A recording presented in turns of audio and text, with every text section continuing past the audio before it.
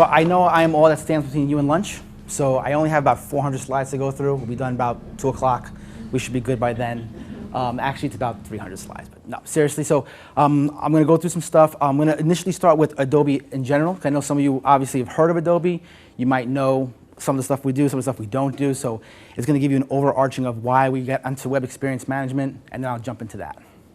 So the overall goal of Adobe is to change the world through digital experiences. So what does that mean? I mean, obviously you know us from our creative suite. We've been around forever in terms of Photoshop, 30 years actually, PDF, stuff of that nature.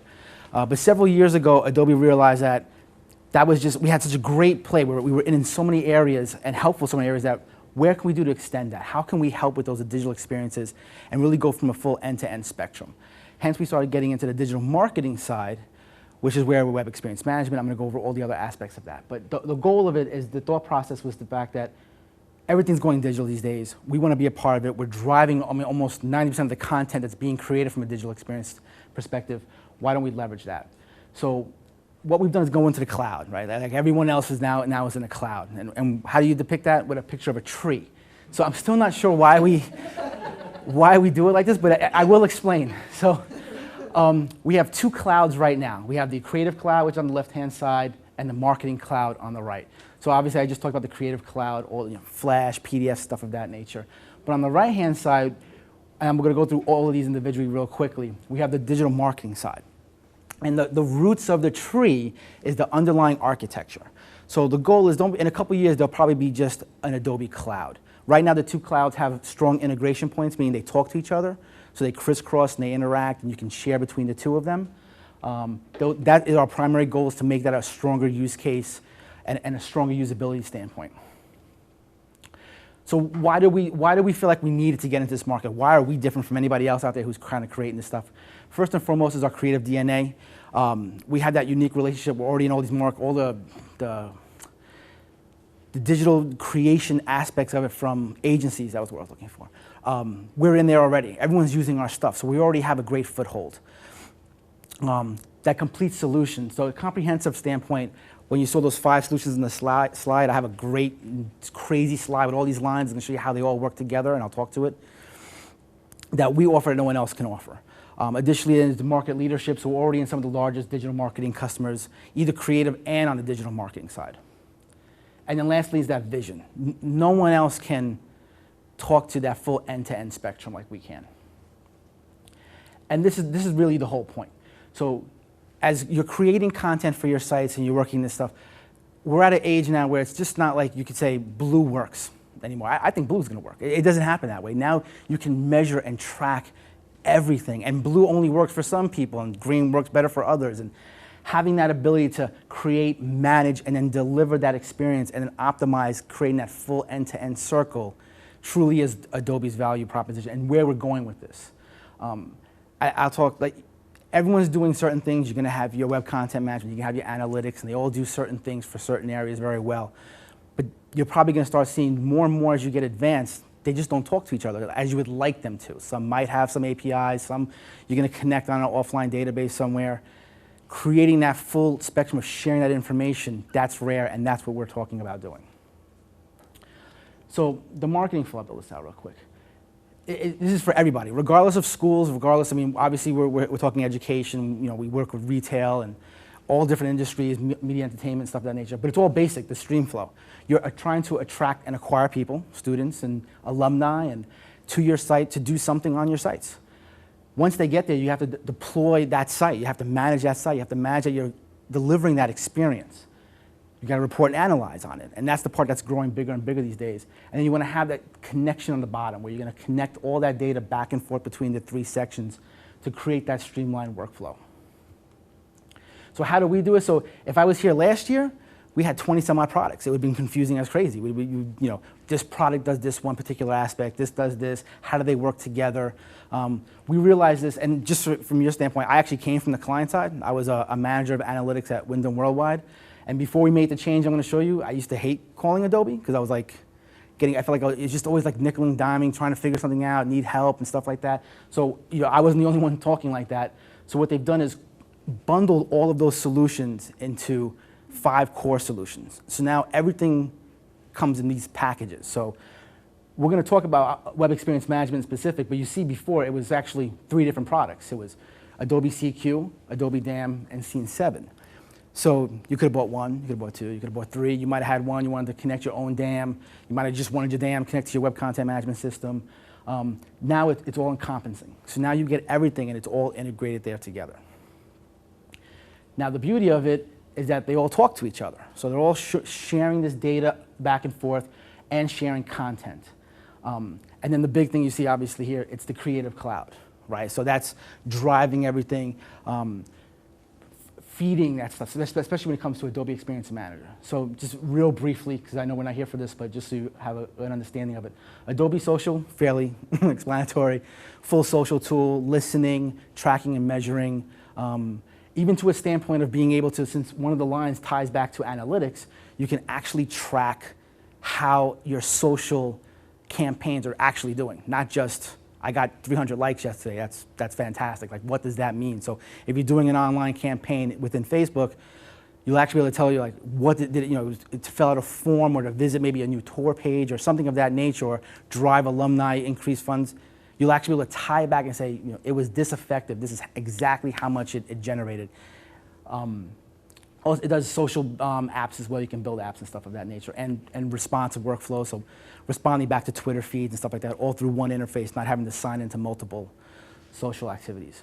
Media Optimizer, just basically what it does, it optimizes your ad spends on online media. I'm not going to go crazy about that. We're going to jump into Experience Manager a lot later.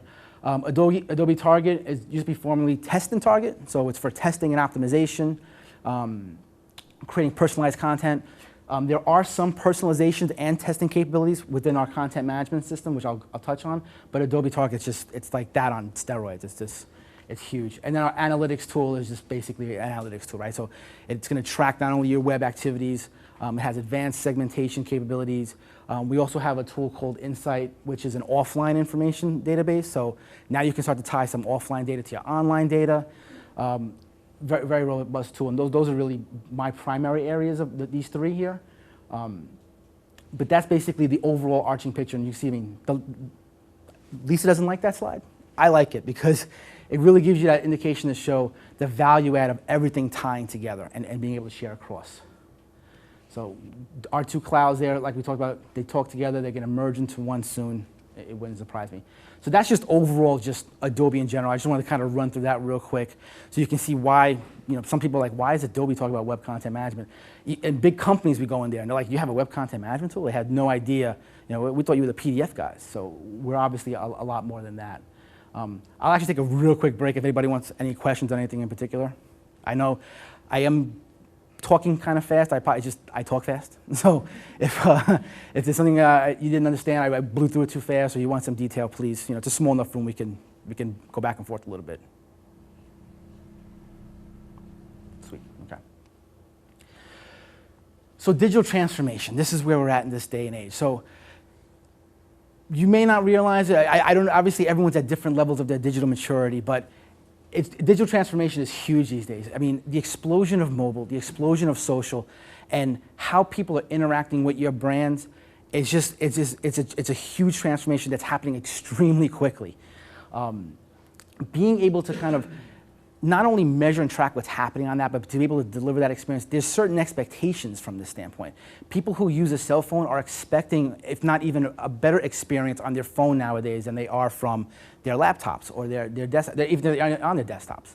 You know, I bought my wife a laptop 2 years ago, and then an iPad a year later. I could have saved the money 2 years ago because she doesn't even access her laptop anymore. But that expected experience is happening all the time now, and they're using it in different ways, in different locations. No one's sitting in front of a desk anymore. So what's happening, and how do we illustrate this, right? So why can't my channels work for me instead of me working for them? So what happens is we have channel fragmentation, and I have an illustration of that. Meaning, you know, before it was just like the web. They just typed in your address. They might have done a Google search, and that's it. But now you have multiple channels driving traffic for multiple reasons to your sites, right? So now you have that fragmentation there. So now you layer on that tool set fragmentation. I kind of mentioned that a little earlier. You have all your different tools. You're interacting with different ways, capturing information, and they all capture just like a little bit differently. So now that starts to fragment, right? Now you have your skill set and roles, because obviously not everyone knows every tool. So now you're spreading out and diluting your skill set internally. And then last, because you have these different tools, you have different metrics. So one tool might call a visitor something, but it really isn't a visitor, and go back and forth. So now your visitors aren't matching. And so now you're like, why aren't my visitors matching? Now you spend time trying to figure out why they don't match. So all of that creates it a very hard situation to coordinate those successful campaigns, to really see what you're doing across these channels. So for consumers, for students, for alumni, they all see your brands, your schools, whatever it is. They see one. They see Penn State, they see Notre Dame, whatever it is, they just see that. The problem is from the marketing standpoint side, is you're going to have basically 4 screens now, right? So you have your TV, you have your computer, your tablet, and your mobile.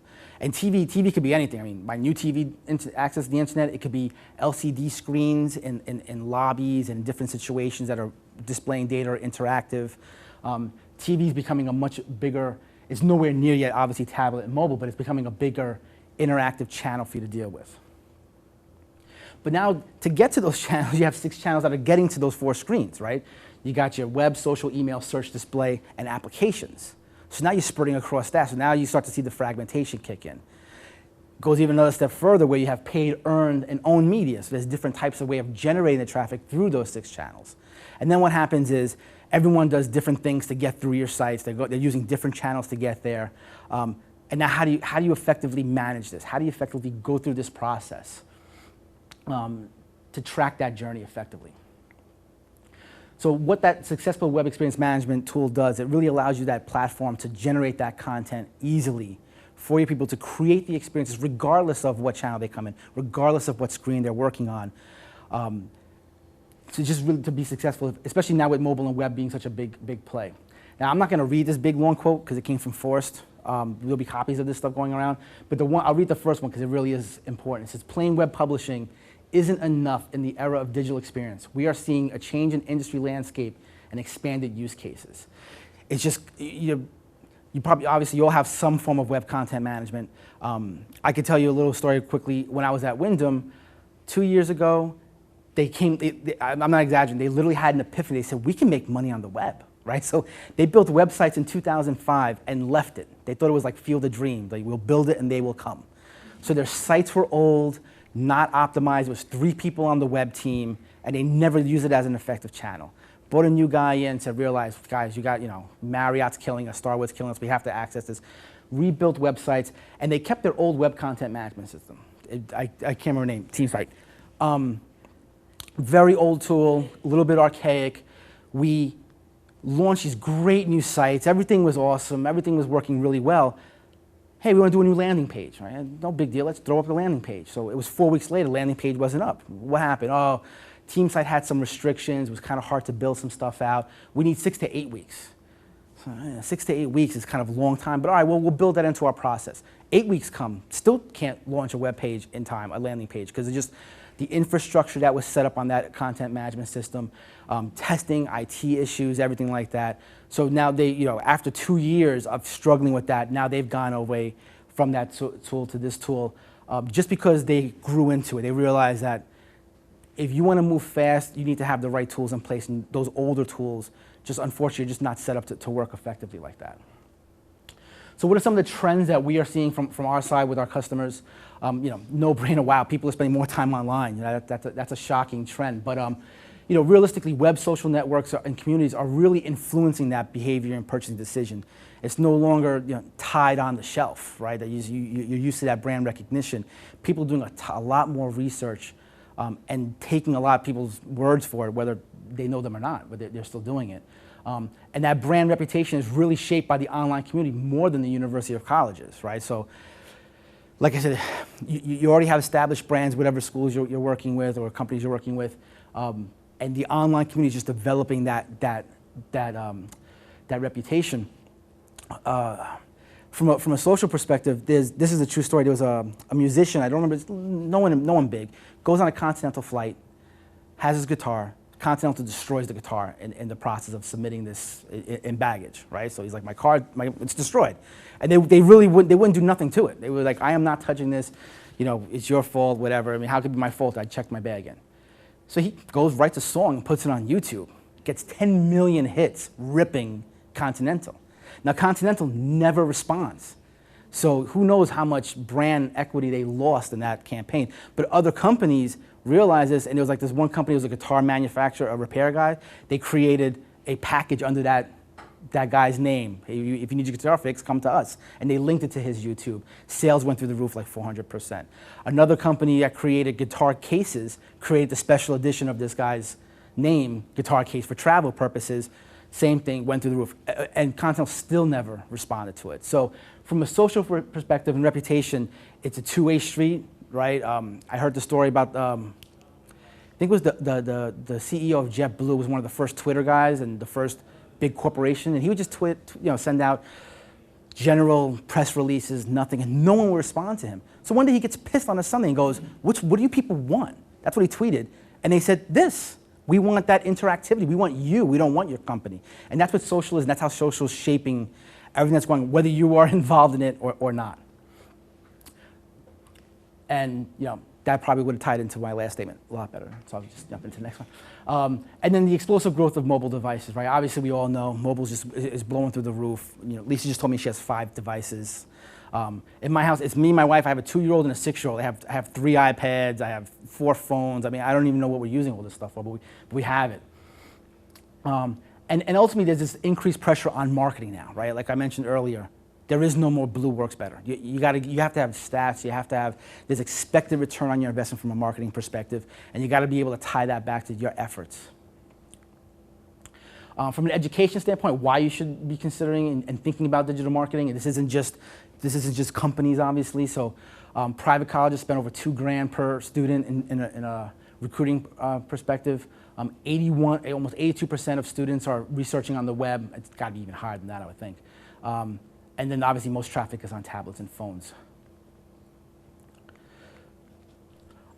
We were just recently, our web content management system was recently rated #1 in 3 different independent reports, Gartner, Forrester, Wave, and Infotech, and you can download that information and read it all yourself. As I mentioned, web content management is no longer just an IT tool to post up there, right? It's gone from an operational effectiveness more to business impact. How is this impacting revenue and profits? And we prioritize it, right? So obviously that close integration we talked about earlier on the cloud is a high priority for us. So we're going to get into a little bit. So from a web content management perspective, how that affects you guys and how does that affect what you're working on, it's your brand, right? So it's increasing rating reviews, building that reputation, obviously demand, right? I mean, it's all about demand, right? Who's coming to your sites, how are you getting to your sites, and reach. So reaching out into the community it kind of ties right back into it. So from a web experience management perspective, those 3 things, these are like the high points that we feel that are going to help drive that, right? So we have ease of use has to be ease of use. And everything we build from a product perspective is designed outside of IT, right? So obviously we need to support it. IT needs to help set everything up, and we have all that stuff built into play. But once it starts to get to using our tools, and this is all our tools, it's all marketer driven. Everything is designed ease of use. The last thing we want to do, we understand the digital age is very fast, and we got to speed through stuff. The last thing we want to do is you come up with an idea, you got to go to IT, and now you got to wait for your release in 6 weeks, and it just kind of defeats the purpose on a lot of stuff. So all of our stuff is designed ease of use, end user specific. Obviously, we have to focus on mobile and social. DAM is a digital asset manager, so I'll get into that. Documentation, documents, multi-site deployment, and campaign management. So the must-haves, right? The stuff you must have to have in any new web content management system, and if you don't, you need to look into it, is, I'm going to try to read it for me so I don't keep it around. Browser touch-based USI, right? So I have another slide about it. Basically now, our tool is designed to actually be used on the iPad and on your computer, and it's the same exact interface. So it's not like you have to learn 2 different interfaces, right? So it's just again, that ease of use. The moderation of activities. You can't just have everybody in there touching stuff and making updates. You got to be able to track that. Who's updating what? When was it updated? Who touched it last? Why is that there? That shouldn't be there. Who touched it? And create those workflows for approval processes. Multi-launch capabilities. So in the past, some of these tools you had to do a page, had to do very linear. So now being able to kind of build one tool, one template, and then launch it out in different languages, for different designs for different schools. You have to have a launch capability. In content authoring, right? So that basically being able to, when you whip up the page, you want to be able to change some stuff on the page. You shouldn't have to kind of go back sometimes. I mean, some things you might have to, but some things you're going to be able to change some content, change some terminology, change a font, change a color. Being able to change that right in the page right there and not have to redo a whole creative process. Drag and drop page assembly. So obviously, pretty self-explanatory. You want to be able to simply build your pages out, not have to worry about cascading sheets and stuff like that. You should be able to really just kind of pull it in the way you want it to look at and be able to preview it. And also with that, having that accessibility development functionalities, make the forms accessible and make your websites accessible. Visual resizing kind of ties in together, cropping images, moving stuff around like that nature. Being able to affect the pages from an SEO perspective, right? So some of the old ones, content management system, you built it, then you had to hand it off for someone else to kind of go and develop the SEO aspect of it. Again, all in one tool. And then support the key guidelines for WCAG, which is the accessibility aspect. I'll take a real quick, any questions on any of this stuff so far? I mean, I should slow down. I'm already 23 minutes. I'm like, no? Everybody good? All right. I got a question. Sure. So would Adobe CMS replace like a Adobes Goal CMS platform? Mm-hmm. Thank you for letting me have a glass of water too. So I want to kind of jump in some of the individual ones a little bit, give a little more meat around it. So digital asset management, DAM. Awesome that I can actually say the word damn in front of everybody and not get in trouble for it. I don't know what happens if it didn't work. Would you say like the damn? I don't know. But basically what this is think of it, the easiest way to describe it is like a database for all your collateral, right? Being able to look this stuff. You guys are going to be creating a ton of content and being able to quickly pull that in, tag it and identify it and use it and have a strong integration with our Creative Cloud is what our DAM is about. And it was interesting, I was in a WEM training and right on the side had the asset management tool. And I'm like, all right, so what's the difference between that and the DAM? Like, no, that is the DAM. That is the integration point. So it's literally, the DAM is tied right into your interface as you're building your sites. All your assets are just floating on the left-hand side to pull in and use and search on. Does that connect to, like, out the other way too? So like if I find an image, I can see where instances of that are in different pages it's been in? Yes. To track where it's being used, yes. Marketing campaign management. So this ties back into what we talked about a little earlier in terms of now you guys are being keyed to track what's actually happening on the site and if it's working well. So within the tool, you can actually build out campaigns right in the tool to see some basic tracking. I mean, obviously when you integrate with some of our other stuff, you're going to get like a lot more robust, but at least give you the base stuff in terms of how is it working, is it effective, are people clicking on it, is it driving through? And what this does allows, again, it's a skip now. So you don't have to be an analyst, you don't have to be a statistician to do this. It's all set up, it's all built in automatically for you to roll out. So it shortens that time for development. And you can build dashboards on those campaigns within the tool. So you're not even going to another analytics tool somewhere else or having to export data to manipulate it. It's pulling in right into the tool. Multisite management, we talked about, just being able to kind of, it also reduces the effort. This is actually a big time saver, right? So you're not building, one thing I'm learning, I'm kind of newer to the educational side from an Adobe perspective. You guys are fragmented all over the place, right? Every school has like a million different people in charge of a million different sites. Every school of business, school of this, school of that. So what this does is allows you to kind of streamline that process a little bit. You're not having all those duplicate efforts. You're maintaining that brand integrity across that. So someone on one school is not using maybe a particular type of logo. I mean, even when I was trying to look up Penn State logos, right? There's like 3 different types of logos. So which Penn State logo is like the official Penn State logo? Trying to kind of really streamline that process so that it's a more cohesive experience.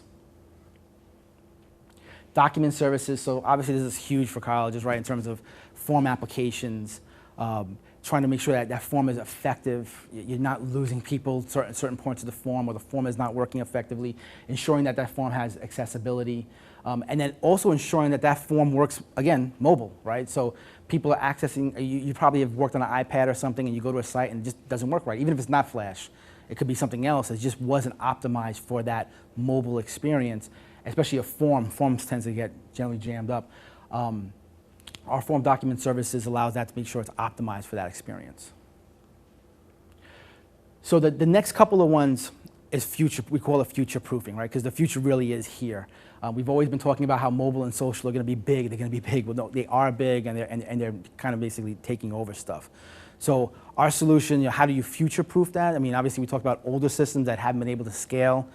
So how do we make sure our tool is a long-term tool that's going to scale as you grow into your digital maturity? So first one, mobile, right? No-brainer. Quick couple of stats. 55 million tablets users in 2012. It's up 63% year over year from 2011. And it's expected by 2014 there'll be 400 million tablets being used, like she's using back there right now. 79 minutes per day is the average of people using an app on any mobile device, and they average 9 per month downloads. And if you think about it, I mean, I don't download 9 apps. Some people here probably download 1. That means there's some crazy kids that they're downloading 40 and 50. They're downloading everything they can get their hands on, right?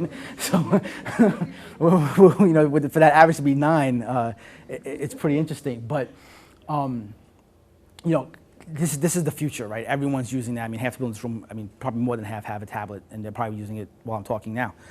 So how do you design for that? How do you play into that? So one way is responsive design. What this is basically a template within your CMS that allows you, as you build your page, it will automatically render that page for any device that's being used. So you're building it one time now. So now you're not, a couple of years ago you were building your mobile site, and then you had to build 2 different sites, and you had to test them and make sure how they worked. And fragmentation on mobile is even big. I mean, obviously you have iOS, which is static, but then you have Android, which is there's tons of them, different screen sizes and stuff of that nature. Responsive design allows you to create that one template that will automatically see what's being used and render the site accordingly. If you don't want to use responsive design, you don't have to, and what you could do is actually we have a mobile emulator. So what this allows you to do is build your mobile site and actually see how it would look on the phone. Flip the phone to the side, see how it looks sideways, see how the pictures look, see if it's out of scale, is the text too big, text too small, really get that idea of how it's using right in the tool without having actually to deploy it live or go into a production environment to kind of play with it on your phone at your desk. Mobile apps, so now we allow you to take that same thing, and this is not overly technical, right? So you're using your normal content, you're using your normal JavaScript skills and libraries and frameworks, allows you to create these mobile packages, which is an app, and now deploy that right through the tool as well. And how do we know all this, right? So how do we know that it's an iPad or it's an iPhone or an Android? We have a tool called Browser Map, and what this does is actually allows detection to see what's happening. So it's capturing the information, so the person automatically, it's being rendered, says, oh, I know he's on iPhone 5, it's a bigger screen, render it in this particular manner, and it's all being done on the back end. And lastly, we had talked about this is touch optimized. So again, now you can actually log right into your cloud because it's a cloud, it's a SaaS service, which means software as a service. Log right in from your iPad anywhere. So when you really want to screw up your work-life balance, right, and you're home and you're like, oh, I want to change this page, you can actually whip it right up onto your iPad. Again, it has the same exact layout, so we built one layout that works click and point with the mouse or drag and drop with your fingers and your touch interface. Any questions on the mobile stuff?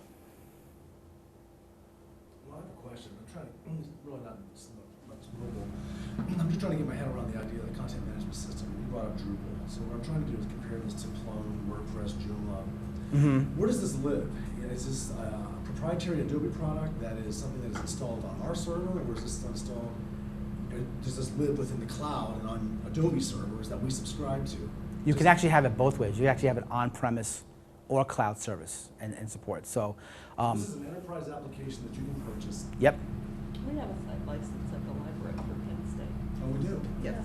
It's across all Penn State. Where then? Yes. So, I don't know, I just know that, the market, I don't know about. Well, we subscribe to Clone. Yeah. Initially, we were part of the webline, and now we are managing our own content management system. Is Penn State on-premise? Or? Makes sense, for our audience and the amount of people that we support. So this is fairly interesting. It seems like it has a lot of built-in, your DAM. Right. And all That the rest DAM. of the DAM. Yes, We'd love for others to join our party. Yes. So, anytime, you can contact the IT department of the libraries and we'll be happy to talk to you about. Actually, if you talk to Mickey Rush, Yeah, being. Oh, they're subscribing to that. That's Penn State Yeah. Library. So Yes, that's that's what you our are. group. Yes, Yes, yes, yes, yes. And this is the Adobe Experience Manager. Yes. Yeah. Which we now don't call it that because we had it way before Adobe bought. What do you call it? CQ or you still call it DAG? Yeah, we still call it CQ, CQ. so that's Right, she gave a probably a demonstration at little one of the web liaison Yeah. meetings at the Foster Auditorium. bit. Right, exactly. And how that related to the compliance sheriff. Yes, And its yes, accessibility and validation, I got it. Right. So that's what and it's all installed on Penn State server. It's all installed It's on on the premise, libraries. right? Yeah, Yeah. servers. But we have the license for all of Penn State. Yeah, it's a site license. Yeah. It is a site license.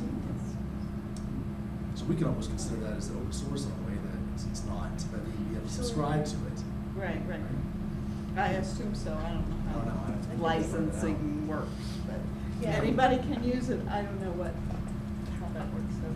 That's answered a lot of questions. Okay. Buy her lunch later, okay? You can buy me lunch today. Any other questions on mobile or anything else, or we're good? Okay, so social, obviously. Social is huge, right? So integrating that social perspective into your brand experience and your website is critical these days. People are just living on their social communities now, and so more and more are popping up every day. So how does our tool do that? First of all, you can create your own social communities to kind of start to try to capture that community aspect for your particular brand in your own somewhat environment. Obviously, it's viral on its own, but at least being able to kind of design it, capture it, and reuse that data. So that's a big one.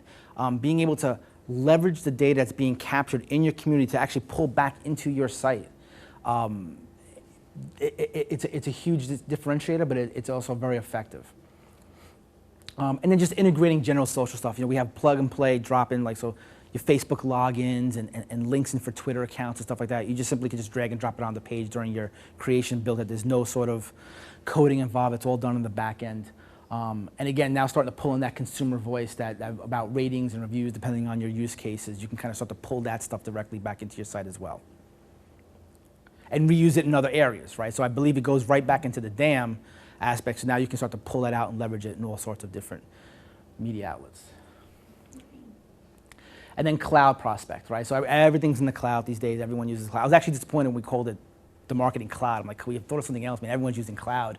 But conceptually, it's what everyone's talking about, meaning now as Creative Cloud recently went into cloud, right? So you cannot buy Creative Suite on a CD anymore. Everything's cloud-based. I don't know if anyone knew that.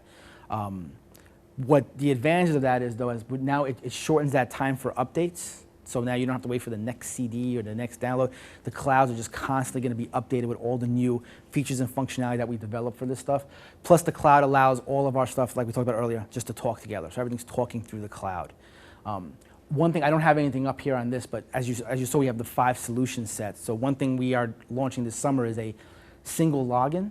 So when you log into your cloud, whether you have 1 solution or 2 or whatever, it's a Pinterest-like board that allows you to share information based upon your level, whatever it is. So you can have like a libraries board, you can have a libraries analyst board, you can have a different section board, and it's going to share what's happening and interact with the cloud. So you can actually click right into that, and it's going to bring you right into your tool.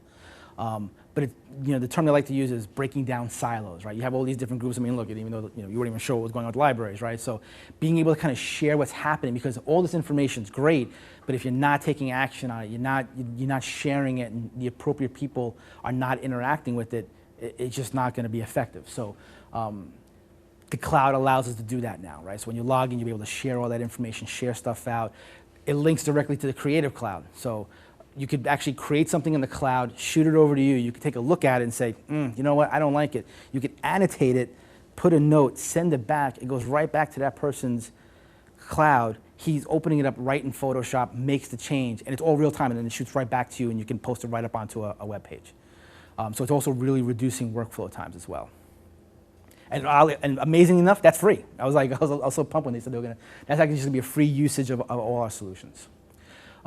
So what also the cloud allows us to do is integrate, right? So we talked about, I'm beating that to death, but you integrate with Target, right? So actually I just sat through a real deep dive training on this and how it allows you to leverage that real powerful targeting and personalization tool right through CQ. So you can actually launch, CQ, right through WEM, you can actually launch a test and target campaign if you had subscribed to test and target, to target the segments that have been identified, pull in the reporting on that. So now you actually don't even have to even jump into the separate tool. It's integrating right into the tool and you're building it.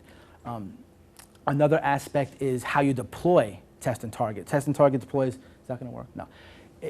Basically, you wrap these, we call them an M-box. I'm not going to get too technical, but you could wrap an M-box around any particular section, right, of your site, and then that's what would launch your testing or your targeting in terms of whatever it is you want to do. So normally you'd have to kind of go to IT, hey, can you wrap, here's this JavaScript. It's not a big deal, but with IT they have a million things going on, right? So it obviously might get deprioritized, whatever, and take a little while.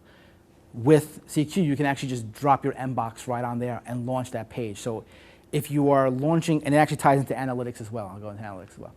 So let's say you're launching a landing page. So historically, the way you might do it is you build your landing page, you hand it off to IT, they'd have to tag it for analytics, they might need to tag it for any sort of optimization targeting tool you might be using, then it launches live. So with an integration point for us is that you don't need to do that. As you build your landing page, you're dropping your M-box right on that page and it's just drag and drop. And then it's also capturing, if you had Site Catalyst, without getting too technical, it captures buckets of information. All those buckets are available. So now you're just dragging and dropping those onto your page and launching your landing page. So if you've launched it literally with all your testing and optimization tools built in place, all your analytic tracking in place, and now you've just cut down that cycle tremendously. And that was happening at Wyndham. It took them so long to do all that testing, make sure the tags were firing properly, and they wanted to test, make sure the data was coming into the QA environment and all that nature. Now literally you're sitting there, it's launched and it's out live, and you don't have to worry about any of that interactivity. So now you're launching web pages like this. So I blew through all these 7 use cases here, but there's the one thing I had touched upon earlier that touches all of them, right? It's that personalization experience. You've all gone to a site. Some of them, they know you, like you might go to Amazon or something like that. The other day I was looking for a bookshelf for my kid. I didn't buy it. I went to like someone's like, that freaking bookshelf was following me everywhere around the internet. It was like on every ad, like reminding me like you couldn't buy it. And then the worst thing was I go back to buy it, the color was sold out, and now my wife is pissed. So I cannot find this brown freaking bookcase. But that's a personalized experience, right? It knew who I was, it tracked what I was looking at, it was able to re-engage me in that information. So within CQ, we have this thing called the client context. And what this does is, it might be kind of hard to see, but it actually is tracking and being able to identify who's coming into your site, what things they were looking at your site. So, a really simple use case is you might have a home page, you might have a hero image. I'm a 17-year-old kid, I'm looking at your accounting group or your school of business, I leave, I come back. Now that hero image could be something about accounting. It knew I went there. It knew I was looking at your undergraduate stuff, and now it's going to provide that experience right on the front page. I don't have to hunt and peck, I don't have to kind of drill back into where it was. It remembers who I am, and it's telling me what I was looking at. For alumni, if you have login sections of your site where they're logging in and doing some information, now it's capturing their name and all that information that is associated with that login. So now it could be like, Adam, you cheapo, you did not, you did not give us some money last year, but we're having this great promotion. Come, help us out. There's also geographical locations, which that might work a little bit better for some of the international students coming in and looking at your sites, but not sure how you could do it. And then also, right here, check if they came in under a you can see if they came in under a campaign. What were they coming in as? Did they just come in on their own? Did they come in through something that we drove them there to? And create that personalized experience. You can also do some really simple A/B testing. Again, it's not going to be like Target, where Target's just like really like the Superman of that stuff. But you might want to just do some simple A/B testing. Does this image work better than this image? Does this button work better here? Does this layout work better there? You can build that right within as you're building your landing page. Again, that drag and drop functionality, and have it give you its results right through the tool. So we ran through the must-haves, your DAM, campaign management, multi-site management, document services, multi-channel, including mobile, communities, cloud benefits, and personalization. That is it. Any questions, anybody? Go ahead. So you've already got content management and all that out there. Do you do anything with project management?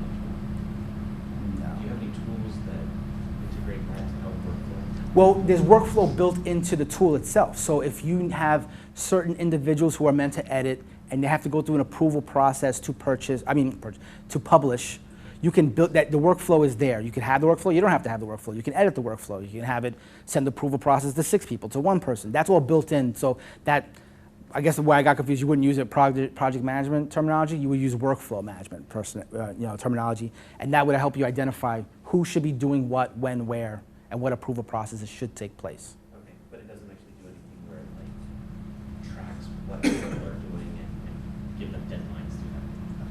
Which would To give them deadlines, I no. was gonna say that would be much more project. Yeah. But it will track like versioning. It will track who touched what last, so you can see what's going on. But then to say like, you should be publishing this by tomorrow, like a reminder or something like that. The tool doesn't do it to that level, no. Okay. Thanks. Any other questions? So is this built on PHP? Is this Python? Is there back-end controls where you can modify existing templates? Do you have templates? Is this something that, I'm assuming there are. The library would be happy to do a demo for anybody that wants, but I'll let you answer. Yeah, we obviously come with pre-built templates, and then you can customize your own templates. It uses all JavaScript. It uses all Cascade sheets if you want to use that. It's not. We're not forcing you into do it a certain way. It's an open sourced tool that you can do it different ways if you need to. Okay. Yeah, I'm interested in following that. Well, please. Email down and can email. The different components of this that you mentioned, the testing and targeting and the digital analytics, Mhm. are those like separate subscription levels? Yes. Yeah. So the analytics is based upon your page views of your site. So that's kind of how the basic pricing of it goes. And then target is the same thing. How many tests we're going to estimate you're going to run, and targeting protocols, and it's done like basically that's how it's priced out from that perspective. But it is a separate solution.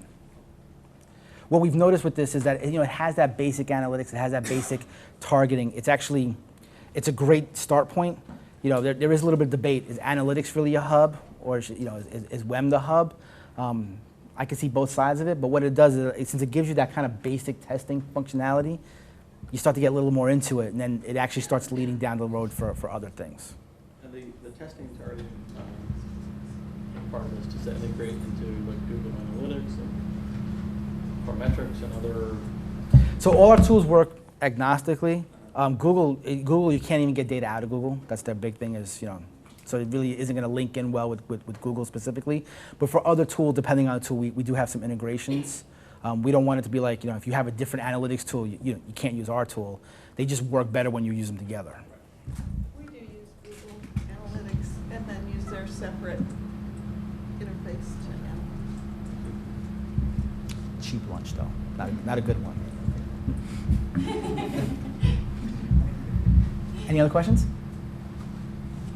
Well, thank you very much for having us. We'll be around and stuff like that. If you have any questions, please let us know.